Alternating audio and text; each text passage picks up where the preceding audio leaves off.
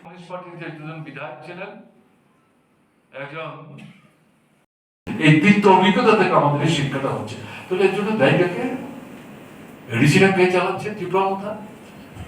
এরাই সাহায্য করছে দেশের নির্বাচনে। এই বিজেপি সরকারটাকে টিকে থাকতে না হলে পরে তো উপজাতি ভোটারদের যদি তারা বিভ্রান্ত করতে না পারতেন তাহলে তো এই সরকার আসতে পারবে না। তাহলে এই জায়গায় দাঁড়িয়ে দেখবেন কয়েক মাস পরে পরেই নতুন স্লোগান আমদানি হচ্ছে। যখন দেখছে এটা আর জনগণের দৃষ্টি আকর্ষণ করতে সেভাবে সক্ষম হচ্ছে না, তখন এটা পরিবর্তন করে একটা করে নতুন স্লোগান। এখন সর্বশেষ স্লোগান যেটা হচ্ছে সেটা হচ্ছে আপনার এই রোমান হরফে এই প্রশ্নটাকে সামনে। এই স্লোগান তুলতে আমাদের কোনো আপত্তি নেই। এই দাবি তোলাটা অপরাধ না, এটা ডেমোক্রেটিক রাইটসের মধ্যেই পড়ে।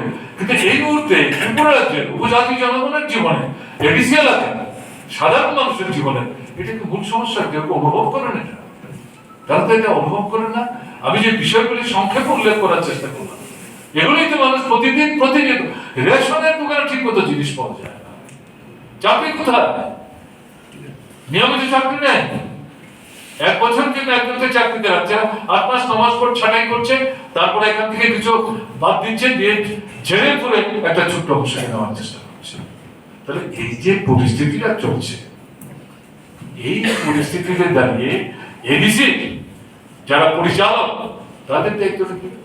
তাদের দায়িত্ব হচ্ছে এই মূল সমস্যাগুলি নিয়ে কথা বলা। তারা বলছে না তো, বরং নিজেদের পিঠের চামড়া বাঁচাবার জন্য, মানুষের খুব বিক্ষোভকে বিপথে পরিচালিত করবার জন্য এই জাতীয় এই মুহূর্তের যেটা নন ইস্যু, এই ইস্যুটাকে সামনে এনে একটা বিভ্রান্তির পরিমণ্ডল তৈরি করার চেষ্টা করছে। এবং আপনারা দেখছেন ট্রাইবেল নন ট্রাইবেলের মধ্যে বিরোধ কথা, এক থেকে অপরকে সরিয়ে দেওয়ার চেষ্টা করছে ত্রিপুরা কথা। আর বিজেপি আরএসএস বিশ্ব হিন্দু পরিষদকে নিয়ে তারা হিন্দু মুসলমানের মধ্যে বিভাজন তৈরি করে এক থেকে অপরকে দূরে নিয়ে যাওয়ার চেষ্টা করছে। বলে এই সমস্ত বিষয়গুলি মিলে তারা একটা ধোঁয়াশা তৈরি করার চেষ্টা করছে, নন ইস্যুকে ইস্যু বানানোর চেষ্টা করছে। তাই এই কারণে বলছি যে আমাদের এদের এই যে প্রচেষ্টা, এই প্রচেষ্টার পেছনে যে তাদের যে কৌশল, এটাকে জনগণের সামনে কিন্তু উপস্থিত করতে হবে। হ্যাঁ ঠিক আছে, কেউ যদি রোমাঞ্চে যদি গ্রহণ করে উপস্থিত মানুষ আপত্তি কি? আপত্তি নাই তো কিছু। কিন্তু এটাই তো এই মুহূর্তের বড় সমস্যা না। কাজে এই যে মূল বিষয়গুলো, এই বিষয়গুলো নিয়ে কিন্তু সামনের দিনে বৃহত্তর আন্দোলন আমাদের গড়ে তুলতে হবে।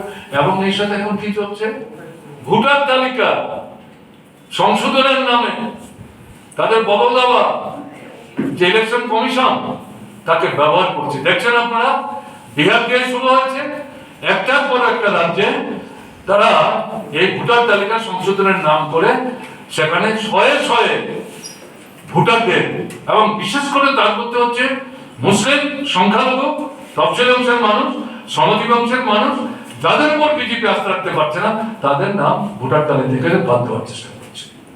সে একটা ঘটনা।